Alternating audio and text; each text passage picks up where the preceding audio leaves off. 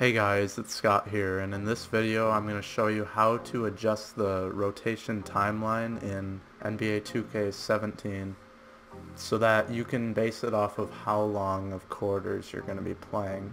So right now it's on 12 minutes, but let's say I wanted to do like 6-minute quarters.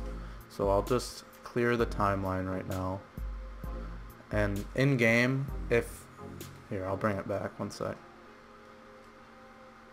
So in a game, if you play 6-minute quarters, the player will just get subbed out like after 6 minutes. Like, I don't want him to play the full first quarter. So if you look at D'Angelo Russell, he's got 7 minutes, but that's only if you play 12-minute quarters. But let's say I want him to play just half of the quarter. So what I'm going to do is put it at 3 minutes. So that'd be half of a 6-minute quarter. And so I'll just fill up each one right now. Okay, so this is just a real basic timeline for a team. So if I want all my starters to play the first half of the first quarter, then I'd set it to 3 minutes rather than 6 if I want to play 6-minute quarters. And if you were going to do like 4-minute quarters, then you'd set it to 2 minutes rather than 3, which I have here.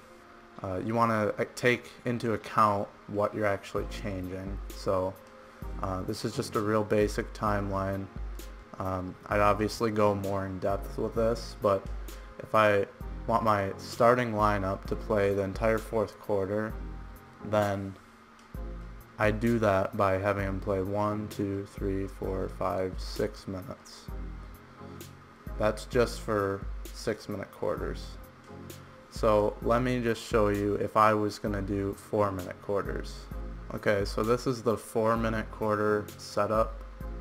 There's obviously just 16 minutes in a game with 4-minute quarters. So with this, I have my starting lineup playing half of the first, second, and third quarters, but the entire fourth quarter, which is only 4 minutes. So that's pretty much just the main rundown of how this works. Obviously, if you're going to do shorter length quarters, it's harder to get into real detail with when you want your players to get substituted, but this should help you if you're really struggling with this like I was wondering why my players would just get subbed out way later than expected, but that was just because that the timeline wasn't edited correctly. I had a problem with wondering, oh, how do I fix it so that it's an actual valid rotation. So I would put all my players in the starting lineup and just make it so that they all had complete minutes.